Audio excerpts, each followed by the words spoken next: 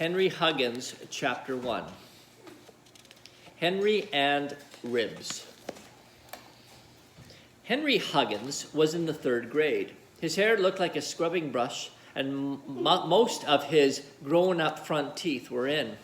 He lived with his mother and father in a square white house on Click-a-Cat Street, except for having his tonsils out when he was 6 and breaking his arm falling out of a cherry tree when he was 7. Nothing much happened to Henry. I wish something exciting would happen, Henry often thought, but nothing very interesting ever happened to Henry, at least not until one Wednesday afternoon in March. Every Wednesday after school, Henry rode downtown on the bus to go swimming at the YMCA. After he swam for an hour, he got on the bus again and rode home just in time for dinner. It was fun, but not really exciting. When Henry left the YMCA on this particular Wednesday, he stopped to watch a man tear down a circus poster. Then, with 3 nickels and 1 dime in his pocket, he went to the corner drugstore to buy a chocolate ice cream cone. He thought he would eat the ice cream cone, get on the bus, drop his dime in the slot, and ride home. That is not what happened. He bought the ice cream cone and paid for it with one of his nickels.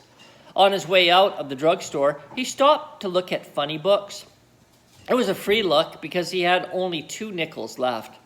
He stood there licking his chocolate ice cream cone and reading one of the funny books when he heard a thump, thump, thump. Henry turned, and there behind him was a dog. The dog was scratching himself. He wasn't any special kind of dog. He was too small to be a big dog, but on the other hand, he was much too big to be a little dog. He wasn't a white dog because parts of him were brown and other parts were black, and in between there were yellowish patches. His ears stood up and his tail was long and thin. The dog was hungry. When Henry licked, he licked. When Henry swallowed, he swallowed. "Hello, you old dog," Henry said. "You can't have my ice cream cone." Swish, swish, swish went his tail. "Just 1 bite," the dog's brown eye seemed to say. "Go away," ordered Henry. He wasn't very firm about it. He patted the dog's head. The tail wagged harder. Henry took 1 last lick. "Oh, all right," he said. "If you're that hungry, you might as well have it." The ice cream cone disappeared in 1 gulp. "Now go away," Henry told the dog. "I have to catch a bus for home." He started for the door. The dog started too. "Go away, you skinny old dog." Henry didn't say it very loudly. "Go on home." The dog sat down at Henry's feet. Henry looked at the dog, and the dog looked at Henry. "I don't think you've got a home. You're awful thin. Your ribs show right through your skin." "Thump, thump, thump," replied the tail. "And you haven't got a collar," said Henry. He began to think, if only I could keep the dog. He had always wanted a dog of his very own, and now he had found a dog that wanted him. He couldn't go home and leave a hungry dog on the street corner. If only he knew what his mother and father would say. He figured the 2 nickels in his pocket, that was it. He would use one of the nickels to phone his mother. "Come on, Ribsy. Come on, Ribs, old boy. I'm going to call you Ribsy because you're so thin." The dog trotted after the boy to the telephone booth in the corner of the drugstore. Henry shoved him into the booth and shut the door. He had never used a pay telephone before. He had put the telephone book on the floor and stand on the tiptoe on it to reach the mouthpiece. He gave the operator his number and dropped his nickel into the coin box. "Hello, Mom?"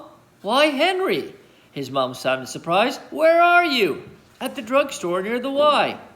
Ribs began to scratch. Thump, thump, thump. Inside the telephone booth, the thumps sounded loud and hollow. "For goodness sake, Henry, what's that noise?" his mother demanded. Ribs began to whimper and then howl.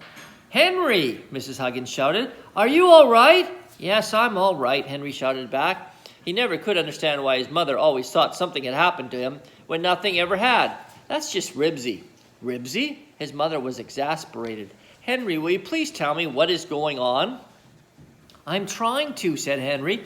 Ribsy howled louder. People were gathering around the phone booth to see what was going on. "Mother, I found a dog, and I sure wish I could keep him. He's a good dog, and I'll feed him and wash him and everything else. Please, Mom?"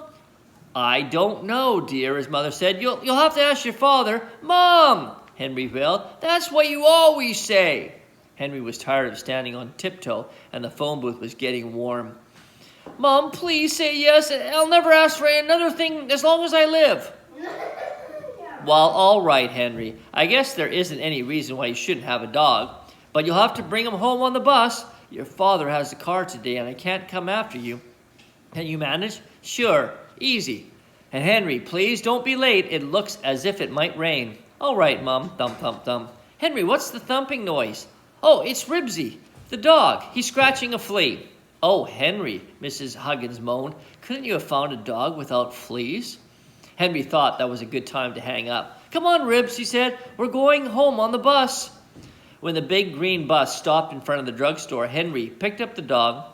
Ribsy was heavier than he expected. He had a hard time getting him into the bus and was wondering how he would get a dime out of his pocket when the driver said, Say, Sonny, you can't take that dog on the bus. Why not? Asked Henry.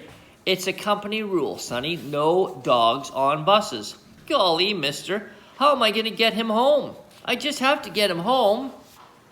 Sorry, Sonny. I didn't make the rules. No animal can ride on the bus unless it's inside a box.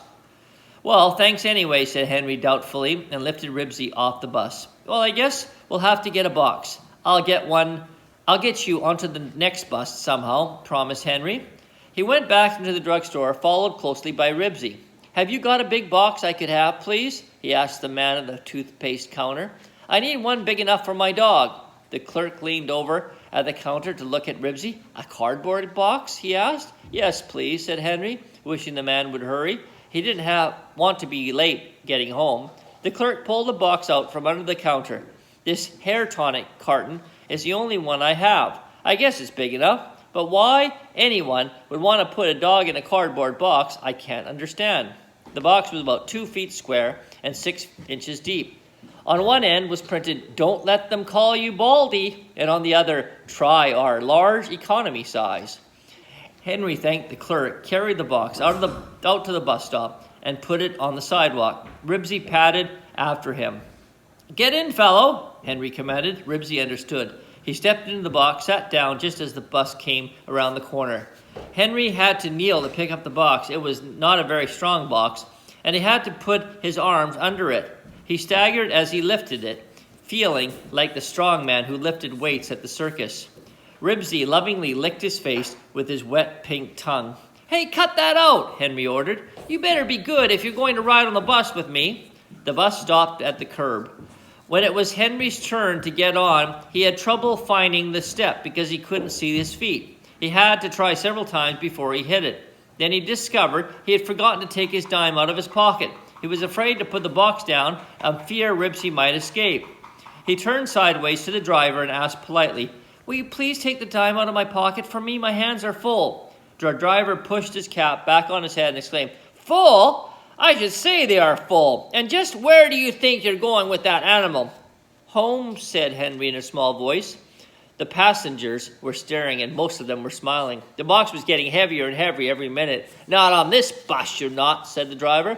But the man on the last bus said I could take the dog on the bus in a box, protested Henry, who was afraid he couldn't hold the dog much longer. He said it was a company rule. He meant a big box, tied shut, a box with holes punched in it for the dog to breathe through. Henry was horrified to hear Ribsy growl. Shut up, he ordered. Ribsy began to scratch his left ear on his left hind foot. The box began to tear. Ribsy jumped out of the box and off the bus, and Henry jumped after him. The bus pulled away with a puff of exhaust. Now see what you've done. You've spoiled everything. The dog hung his head and tucked his tail between his legs. If I can't get you home, how can I keep you? Henry sat down on the curb to think. It was so late, and the clouds were so dark that he didn't want to waste time looking for a big box. His mother was probably beginning to worry about him. People were stopping on the corner to wait for the next bus. Among them, Henry noticed an elderly lady carrying a large paper shopping bag full of apples. The shopping bag gave him an idea. Jumping up, he snapped his fingers at Ribs and ran back into the drugstore. You back again? Asked the toothpaste clerk. What do you want this time? String and paper to wrap your dog in? No, sir, said Henry. I want one of those big nickel shopping bags. He laid his last nickel on the counter. Well, I'll be darned, said the clerk, and handed the bag across the counter. Henry opened the bag and set it up on the floor. He picked up Ribsy and shoved him hind feet first into the bag.